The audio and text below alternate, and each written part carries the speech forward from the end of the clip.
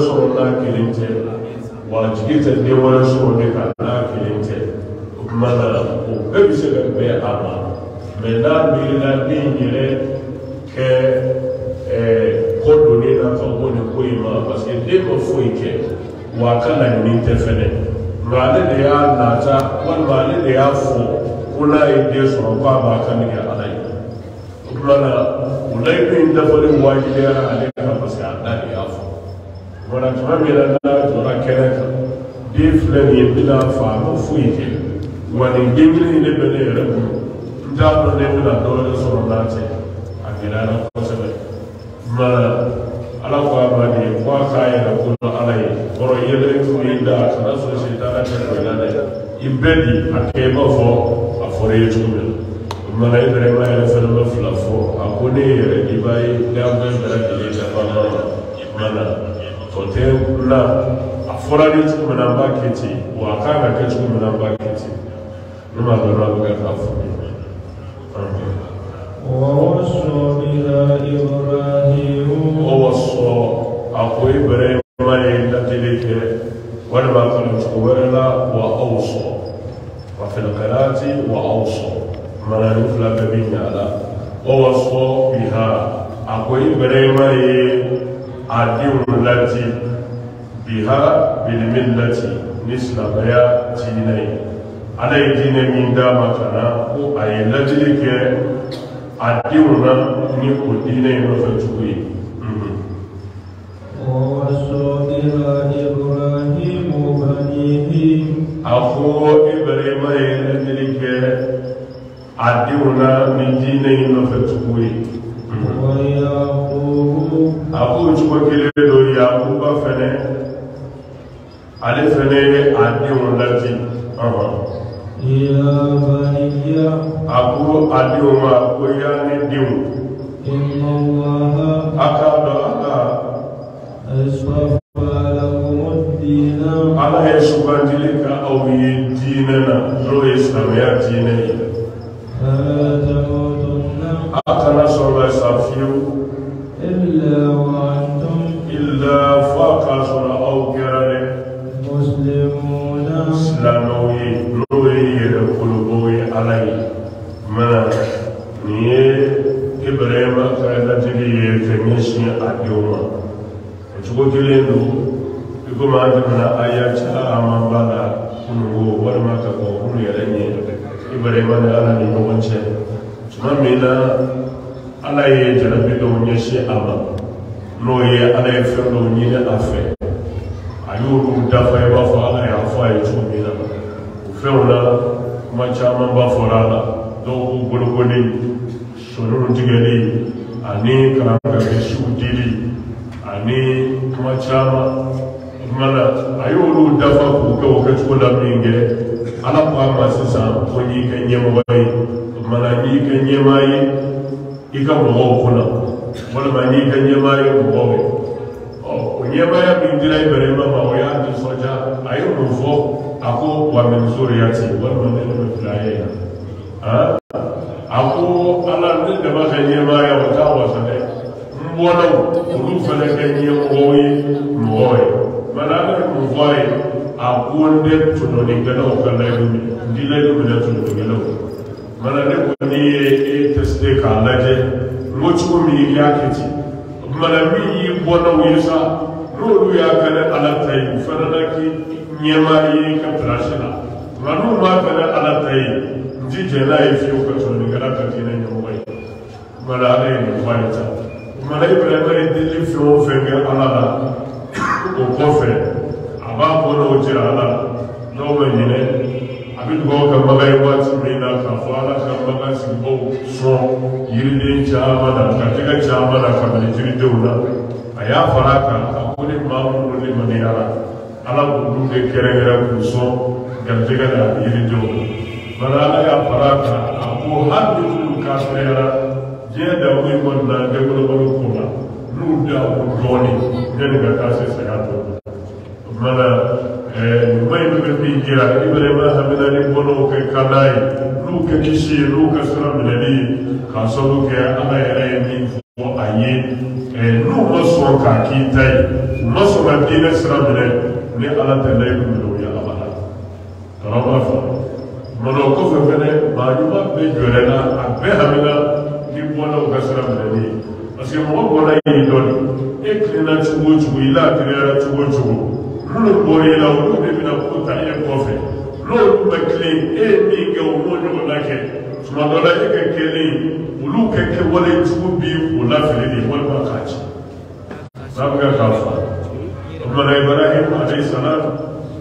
tumamina na sabatira ayaye kulo alai ana ko chugu ya sabatira o ka mado mane kwa klara ka bono ula chuguni ni dina chugu banyani alai dina mi dama kana no islamai aya bona pedati ka fuga dina islamai ka ke ba fa dina ala fa chugu mana ko ibere ma ko fe ya ko ba fele o fele ya bono ulati ulati tugo kele na ka fu ga srami ale ko ade uma akwa ka no ala yesu ba dele ka o yi dinela qur'ana yi dina do ni ji ama la jira ni mi ye ka ba na o ba ko agara ka jeso je ko be ya bi la fi Allah ala mi kishi o de islam ya dine mana akna so ga safiu fa ka soro abira dele kala yira kurubai alai lo islam no am kuntum shuhada yala aw kungara shiriwa iz tumamina hadara yaqub al-maut ni sayasira yaqubama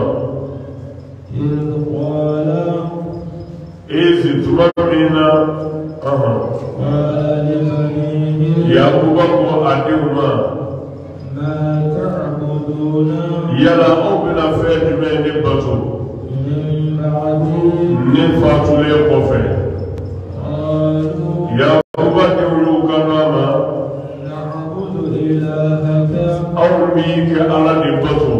wa ilaha abaika ani fawka ala faqruka ala ibrahim ka ala wa isma'il ani ismaila ka ala ani ishaq ka ala ilahan wahida min ala kili wa nahnu lahu aw alayhi muslimun aw be kurubai alayhi mana ni ay wafo yahudi o christian yo kuma gagara na kosobe kishin na mabama kafo yakuba abisa watu mina kwaya de ulati ni yahudi yadi kafo gaga yahudi yadi ale kofe wala christian ulu fane kuma kwala kafo yakuba be fatu watu mina kama kuile kana fuima ni christian ya fatukuti odmana o kweli gabi de fle ala kuma am kuntum shuhada yala aw ku yeshirewa ko aw kun biwa illa hadara yaquba al-mauta tumamina ni yaquba sayabi sama wala sayabi girana wati mina wa awsara kalafa wala wakala aw yanawa ni aw ba fo kwa sato akwadi ma ku ga kai yawtiyai wala ga kan sarai asawati ya awsara mana ka ajiru la gafore galone mana alako tumamina ni sayasira yaquba ma ayaka no adiuma akoyala aw bina dina tumene no fetugo moya no de ya bina fe tumene batu ni yaquba sale ko fe ko de ubama la aqulu ilahaka atina foi batu fula kana ke ka alaini wa ilaha abaika ani ifakoro ke ala ibrahim min ibrahim wa isma'il ali isma'il wa ishaq ali ishaq ilahan min alai wahidan ala kili flanata mana yaquba ali ishaq ali isma'il ali ibrahim usara kutusira minga ala kili min batulika aw yeletina ala foi batu fulatu ala kili aw belajele alayni aw ni yere koloboyi koro ala ko chuko mina amina akitele atanga kine ya mabada akotirka akoni juindo nunu yenge makulune temana abuye uyemi imbara abe awuyere ayemi imbara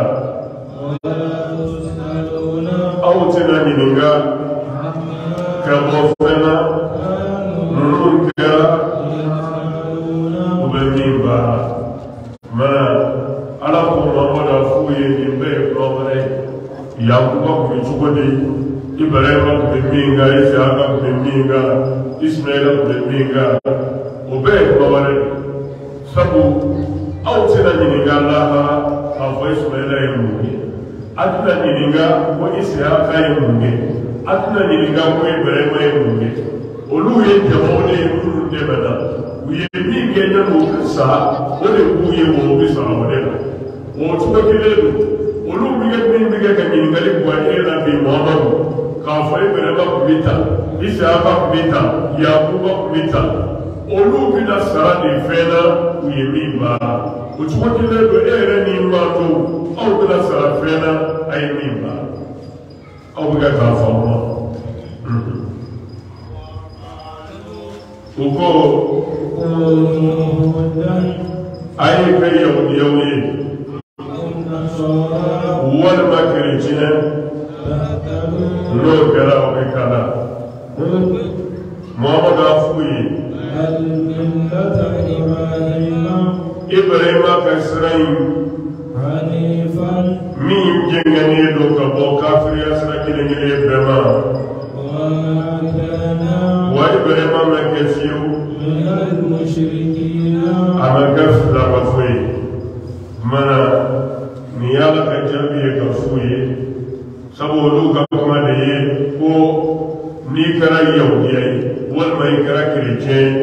wani ba su yi kishi ko wani kada sira yi min bin joga ka alasu ana ne ba min bai ta na gaskiya min bin ni famu min sorana kira ma lafiya kirce ko la bada iko ma ta da aya ala ko kira ma ko kirce ni yaudi wuti ne tuni fi wuti fara ila fi fo bi minga iti tabla ka tuko ko ولا ترضى عنك اليهود ولا النصارى حتى تتبع ملتهم من اليهوديات نيتوي كريستيانات نيتوي فوي مينغا كي تبلغ تبوتالا ومنا وجاكو دي بيتيسا يكالا كده مينغا نوفي ادي تشري من جيجاني من غالي غير اسمه غير يو مينغا بيكو ني اننا ني دني فيجي تبلغ تبوتالا yusra de ta ko nyeshe mala kira da ba ta Allah ngere o yo la dia la digi mu ba ba ya Allah kiri che la digi mu ba ba ya hatta ya so kiri che yo ya sunna siro sira ni na no ye che sira la fonu de sira no to buli no fe bela ibi minga kiyena fi ko bla ka to na da ko chende mo ba ye ni ne de ya kiyeta ki sembo daga kula ki ya kala ta ya kiyata ibisi bisani ni kuma Yesu anekide ibisi ni febe folu desera to bi monye bege ibi minga karina mana ode filakira ya ko fa ta kishin na mabana ni ngalite ni ngaliye sosoliye sabere fo fenga na ba ni kula ki sala ya wala ki iboy kasrata ya pendo ta kanya shamba ala ya tega mena note kukunda tu ya bada mana kwamba adabu za tukubao mashi tika makandale ka fuiga ala soro srenga fika ka yahudiyai we yahudiyo kuma kai mana kirete ko mashi ti ala soro fika ka kiretiani ka bolo ka ka sauka no de kera ibe ala soro mana ala ya kama kira masa ni manu jabela ako shite kirjiya kote yaudiya kote Ibrahima kasira jeli ne odi sira ta hakikai ni ma mi umine odi kalasa mala de mai jabe se ba do jongala to foi kutikira ba kisha na baba rada masu kai bare maka sirau muna ka ko kuna ya raka sira ne ya raka sira ko sai ka foce min ni ngani ko nana ibadi ma ko min wala do ba ko ni fa mu ba ci ni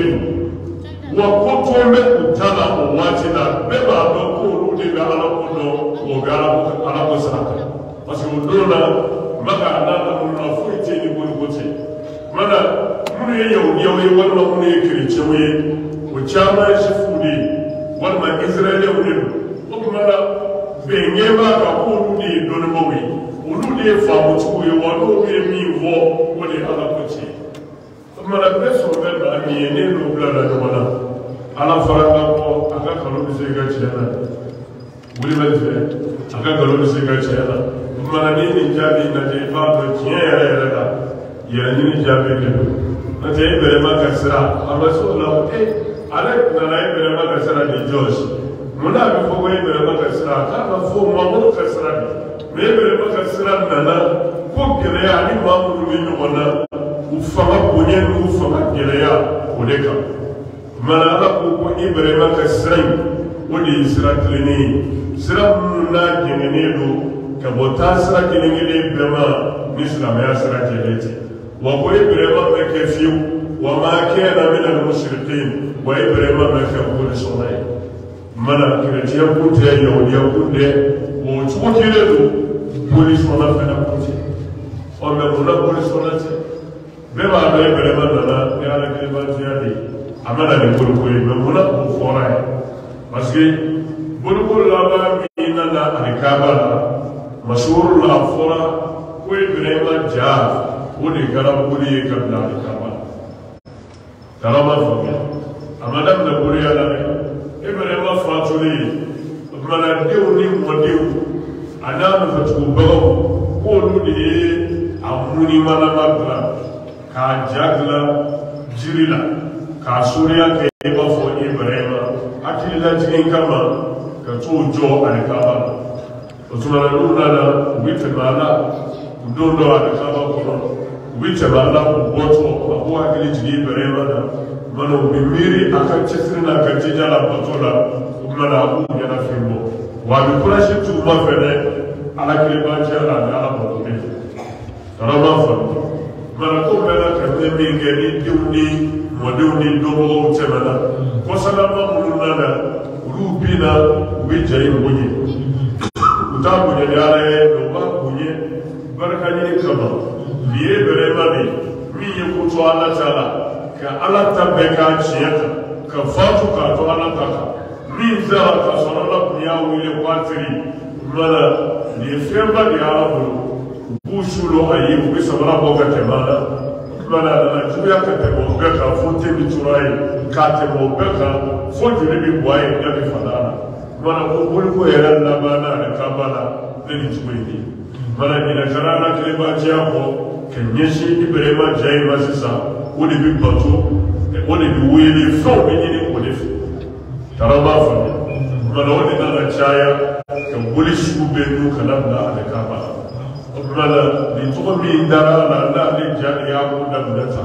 wodi ye ajani ala fa ka boya fula ko yala kwa ku yoti nose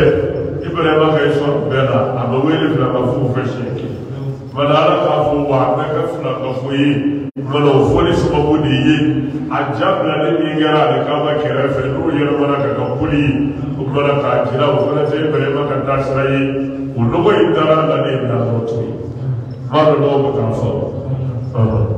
wa ma kana min al mushrikin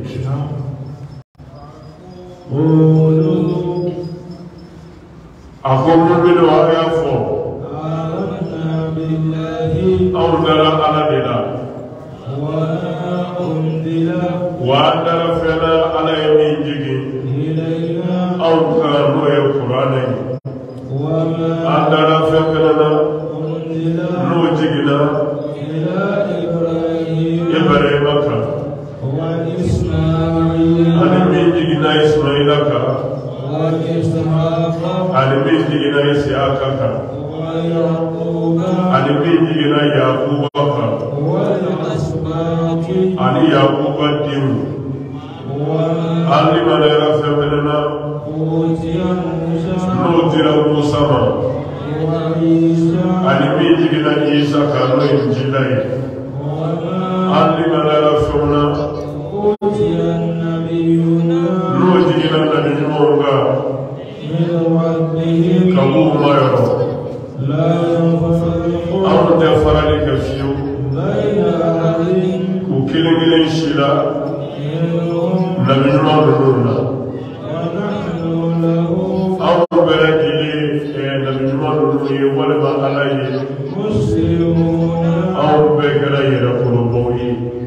منا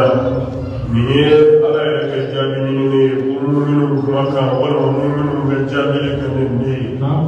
وكافو كو أون مؤمن كلوا آمنا أو برجلي من يرى ولا أو بيتني أبغوني بالله على منا أو بيتني على ودك كيف بفوتا يا روح الجامي يهودي كريستياني إسلامنا فوي أو لمن يرى على وما أن لمن يرى فينا أنزل إلينا من جينا أونغا نوي القرآن من جينا مبارك وما أن لمن يرى جيبين فينا أنزل نو جينا إلى إبراهيم وإسماعيل على من جينا إسماعيلك وإسحاق على من جينا إسحاقك ويعقوب على من جينا يعقوبك والأسباط على من جينا يعقوب ديوكا وما علم لنا كفوفنا أوتي موسى من دير موسى من التوراة وعيسى على من دير عيسى من الإنجيل وما علم لنا كفوفنا أوتي النبيون من جينا نبي من ربهم كقول ما يرى لا نفرق بين أحد منهم وأو تكرب وكرلا أنتنا من منبود من منا أني من يدو أبلا وأسنيدو أبين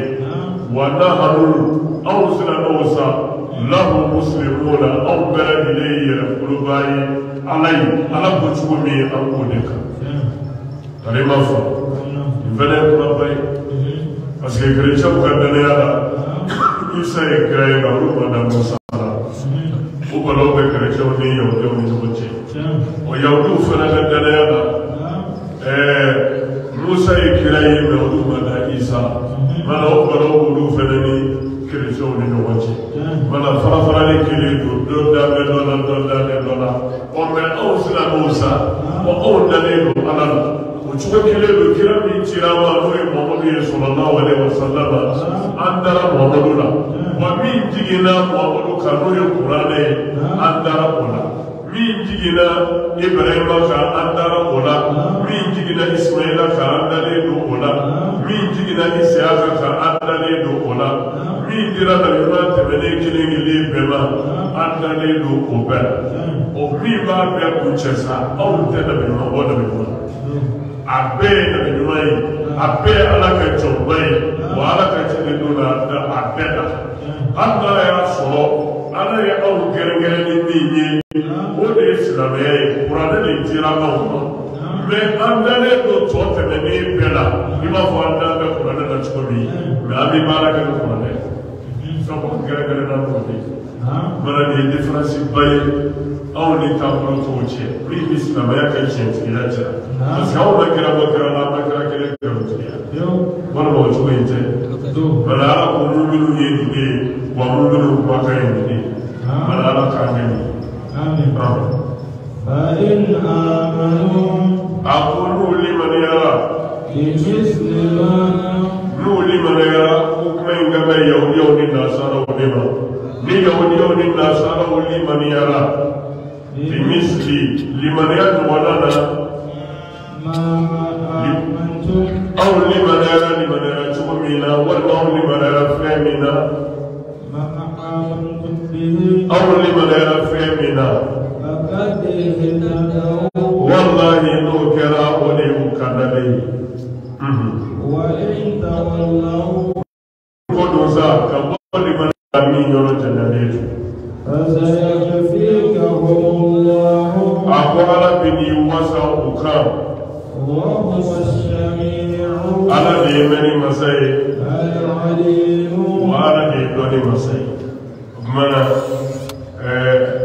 walma mu'minu kuma kani ni yahudiyanu numuli maniyara ni chrétien bi muslima una na ni kitabu munyani maniyara de do ola wa kirabi kere na ka ci awma una na ni mi digina ka ni maniyara do ala wa mi digina ka ni maniyara do fadana mana ni chrétien ni yahudi wa yara sola kali maniya wali maniya chuina fakan ihtadaw no kera ko de kanane barma ihtadu no kera ko de kanane kabla siraka siramu ni ube ala soro o medina Allah so mane chrétien ko o be sabe ko amanda musa na amanda muhammad yahudi ya ko ka o be Musa de ko mana amada Isa la wa amada Muhammadu yadala mana chrétien ko bi Isa wa amada Musa la amada Muhammadu la mana ko be kali mana ya kala ko kaje parce que la ko amada Isa la Isa ba safiu wala ba Isa ba yerafiu wa yi ko fure ga Muhammadu la sallallahu alaihi wasallam o chokele do no ko amada Musa la Musa yera ba safiu fa yi Isa ko fo aglala ka bolo parce que wala ni dane ci musala dane mi au da musala o dane kele bo da isala o dane kele bo da bo ya wala daga sura dane isa fara da cela dane mi au da isala o bo da musala o bo da bo ya mana ni na sala no be ni magalika on dane do te be do na o mi kire na ni andale do fara la wa mano jadi de fere woni chrétien woni yahudi o ko sona kan limaniya iba fo islamu limaniya ko mina woni kudu kandani kabla sraka srami nu be alaso fama nu ko do laza utna to fuika fona kara fo manyaye ani to di grinta mini di bata mano e fru bulubi chrétien no ma be ma ba mo fo ko ni per ha to pere amin mina chete ma kebe to ne kadara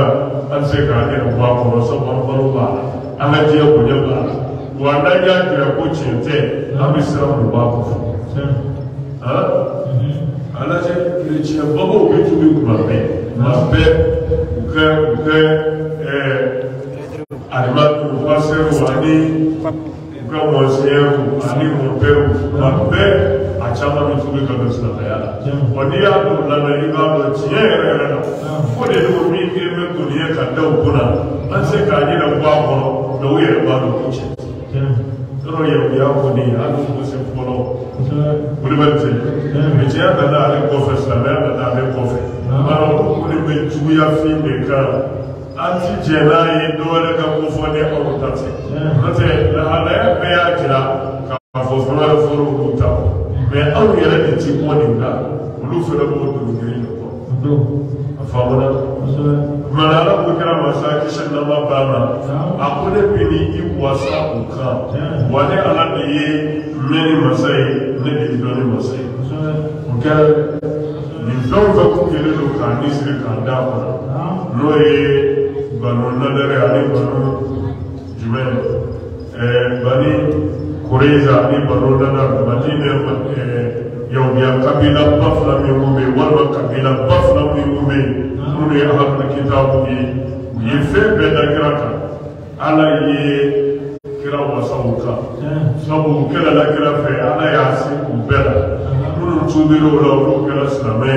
nunu matubi ulu kira jina mamile wala manisuma bina ulu ka umenisuma sarasala mana wasate temuka babu bi jashi ki doya ko bolo ce fonika ala ka desi kula mara ko doi ka mara ko wata ce mo kane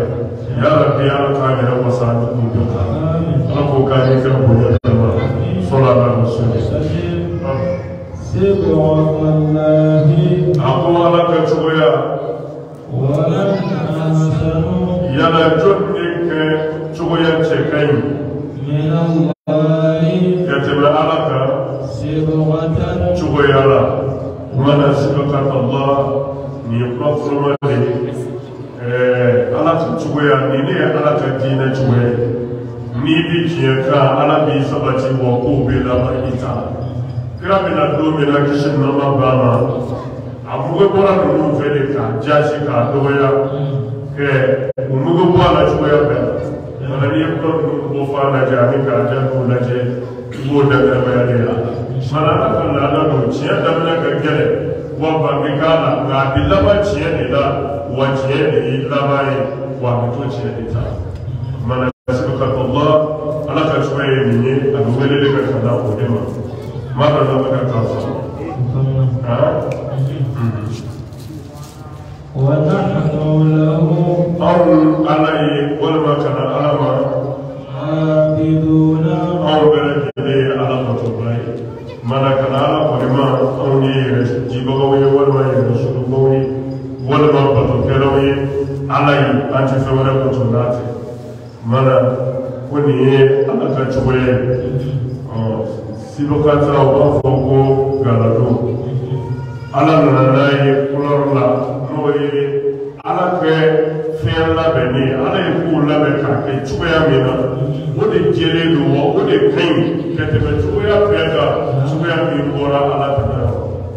mana mɔgɔ mana ko dilan cogo o cogo i mana a labɛn cogo o cogo ala ye labɛn min kɛ maa ka labɛn tɛ ka gɛrɛ o kɔrɔ ma faamuya ala ye kow labɛn k'a kɛ cogo min na maa ka labɛn ɲɛna cogo o cogo i hakili jira cogo o cogo a tɛ se ka kɛ ala tɛ ka fara yɔrɔ in ba ka kun kosɛbɛ n'i ye tɔwrɛta lajɛ injila lajɛ min b'u ko bibulu n'a kumaw kalanni ye k'a fɔ ye i bɛ jɛngɛ jɛngɛ yɔrɔ hakɛ min y'a la ani i bɛ kuma hakɛ min sɔrɔ a kɔnɔ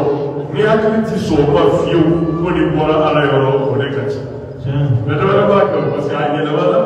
olu fɛ k'a labɛn yɔrɔ gɛlɛn minnu b'a la u t'u bɔ a la yɔrɔ minnu na n'olu bɛ kofɔli kɛmɛ kira ma kisi nama b'a la k'o jɔsi ka bɔ a la mana mɔgɔ kɛ ko labɛnni nana ɲɛ cogo o cogo a diya ala ka bɔ a ba la tiɲɛ dɛ ne y'a sɔrɔ silamɛya kun ye maa ka labɛnnen ye bonya minnu fɔra isa ma kuranɛ kɔnɔ o kun ti fɔ yɔrɔ kerecɛn minnu bɛ dalu jɔ silamɛ dɔw kan k'a fɔra isa ma ta a fɔra ma ta a fɔra ma ta kɛ isa ma k'u yɛrɛ ta kuranɛ kɔnɔ k'u bɛ silamɛw kɛlɛ n'a ye o kumana o fɛn dɔ la a bɛ fɛn dɔ de fa e b'a dɔn o la ko nin min nana ne nin ye a kun ti isa kɔtɔ la abada isa jugu tɛ wa a bɛ ba isa ka sira la ne n'a y'a sɔrɔ isa jugu don k'a tɛ isa fɛ aw kun ti na kuma sɔrɔ a nɔ kan k'a b'o kɛ dalu ye ka jɔ a bɛ tugubaw kan k'a fɔra aw yɛrɛ ka gafe kɔrɔ ta isa cɛ dɛ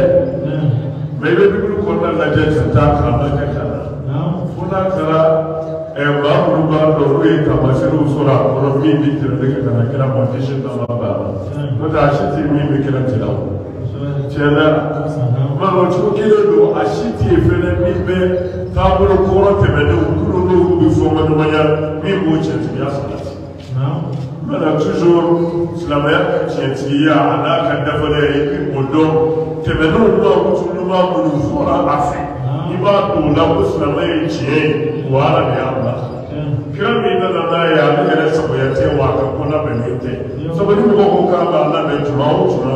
jiginyɔrɔ min y'a la wa fɔɲɔgɔnyɔrɔ min sɔrɔ a la hakili bɛ ban min a y'a faamuya mana ala ka labɛnnen kuma in bɛ kɛ ka min fɔ an ye o ye ten a ko mamadu a fɔ yala aw bɛ aw sɔsɔ wa ala la ka sɔrɔ ala de y'aw ma ye wa ale de y'a y'u ma ye a bɛ aw ye aw ye baara min kɛ an bɛ sara o de la a bɛ aw y'u ye aw ka baaraw la a ye min kɛ a bɛ sara o de la nka aw wari kana ala ma aw ye kɔrɔlajɛyabaw ye aw kɔrɔlajɛlen don ala kelen batoli la ani ala ko cogo min o minɛli la a b'o kɛli la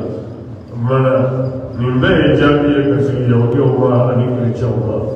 mana sɔsɔli gɛlɛnw ani fɔɲɔgɔnya gɛlɛnw u ye min ɲɛsin a ma nin kuma ka ca kosɛbɛ ni mo ka cha ko se ye fencha ma ni kanama anaka mo wa fu ni awere benda kira Muhammadu lawa ata biri Ibrahim mo golo da gara kira wa aw ya me so jumela ko do gara kira wala ma kira wala ma gaya wala da ne da ala bulu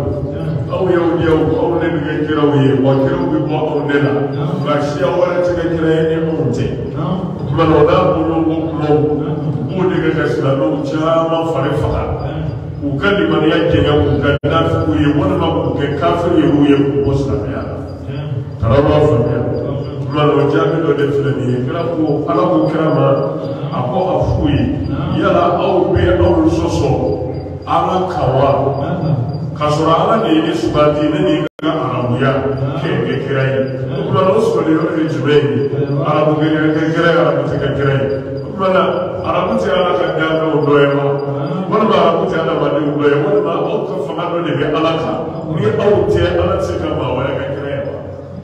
mana wajen da ni yana au bi au soso alaka ma ka so ala da ya au mai wa da ya au mai wo to kire do au ga bara ani ni ga la au bi sa wode wo ne ba ni je ne wa ai ku mi bara wo de bo ye wa bi sa wode o ga au ko de mi no aw ni kono da jiya bawo ya ala yi a ko cikin me a baki ci ana bai ba ko sun ji gara da kuma da an ku da su ne ke an jira ana ya ta yi da bisa ba sanan bisa ba ya ga su mana shi ana waje da